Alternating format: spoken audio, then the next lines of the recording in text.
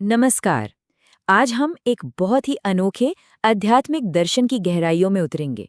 सोचिए, एक ऐसी फिलॉसफी जो कहती है कि ये दुनिया असल में एक नाटक है, कि समय सीधा नहीं बल्कि गोल गोल घूमता है और हम सब जाने अनजाने में एक बहुत ही खास यूनिवर्सिटी के स्टूडेंट्स हैं।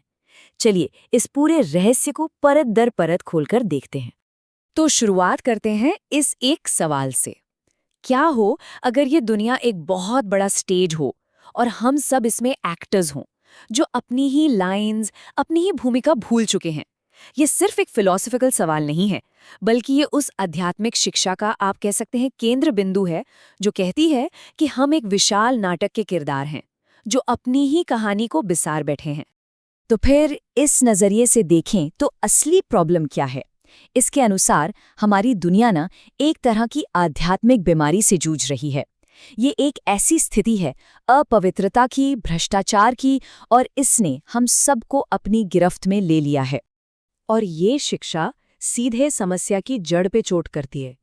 इसके हिसाब से दुनिया में जो भी अशुद्धि है, उसका सबसे बड़ा कारण है विकार से जन्म लेना।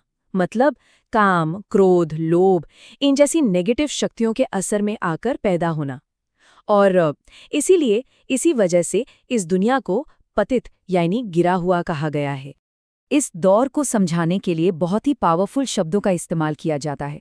इसे एक आसुरी दुनिया तक कहा गया है, जहां हर कोई अपनी जो ओरिजिनल पवित्रता है उससे पतित हो चुका है, यानी गिर चुका है।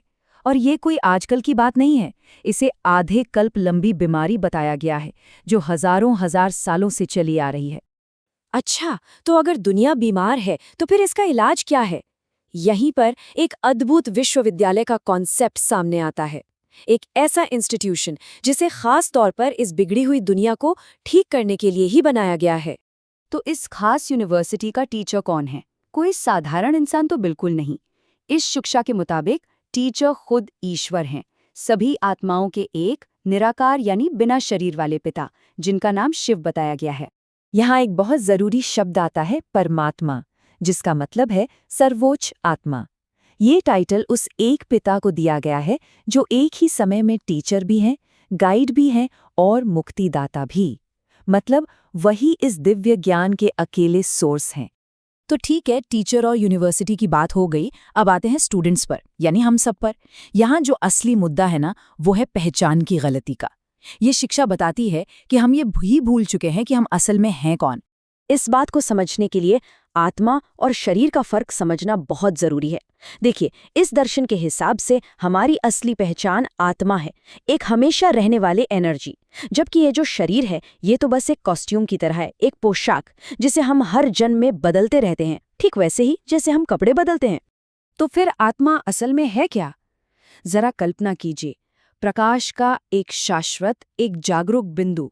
बस यही वो एनर्जी है जो इस शरीर को चला रही है, जो सोचती है, महसूस करती है और इस वर्ल्ड स्टेज पर अपना किरदार निभाती है। और बस यहीं पर सारी गड़बड़ शुरू होती है। हम आत्मा चेतना से फिसलकर शरीर चेतना में आ गए हैं। हम खुद को अपने नाम, अपनी रूप, अपने इस टेम्पररी शरीर से पहचानने लगे हैं और अपनी जो सच्ची, हमेशा रहने वाली पहचान है उसे भूल गए हैं। अब चलिए इस कहानी को जरा और बड़े कैनवस पर देखते हैं। ये जो अपनी पहचान भूलने का पूरा नाटक है ना, ये एक बहुत बड़े, बार बार दोहराए जाने वाले टाइम साइकिल के अंदर होता है। इस शिक्षा का एक सबसे क्रांतिकारी विचार ये है कि समय सीधा नहीं चलता, बल्कि एक चक्र में घूमता है। ये 5000 साल का एक पूरा साइकिल है, एक ऐसा ड्रामा जो बिना किसी भी बदलाव के बार बार हूबहू खुद को रिपीट करता है। अब ये जो वर्ल्ड ड्रामा का साइकिल है ना, ये 4 मेन युगों में बटा हुआ है। देखिए, शुरुआत होती है सतयुग से, जो एकदम स्वर्ग जैसा है। फिर धीरे धीरे त्रेता युग में पवित्रता थोड़ी सी कम होती है। द्वापर युग आते आते तो दुनिया में विकार आ जाता है और हम अपनी असली पहचान भूलने लगते हैं। और फिर आता है आज का समय, कलयुग, जो सबसे गिरी हुई अवस्था है। लेकिन कहानी यहाँ खत्म नहीं होती। अंत में एक बहुत छोटा लेकिन सबसे ज्यादा जरूरी समय आता है, जिसे कहते हैं संगम युग। और यही वो खास वक्त है जब वो डिवाइन टीचर आकर इस पुराने चक्र को खत्म करते हैं और नई की तैयारी करवाते हैं। तो सवाल ये उठता है कि इस संगम युग में सिलेबस क्या है? इस डिवाइन यूनिवर्सिटी में आत्माएं आखिर सीखती क्या हैं जिससे वो फिर से पवित्र बन सकें? चलिए अब इसे समझते हैं। इसका जो मुख्य तरीका है वो है राजयोग। अब ये कोई फिजिकल एक्सरसाइज नहीं है, ये एक मेंटल योग है।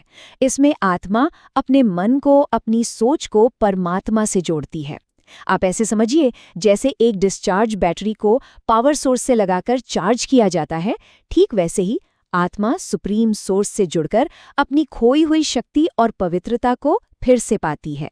इस प्यूरिफिकेशन के प्रोसेस के कह सकते हैं 4 मेन पिलर्स हैं।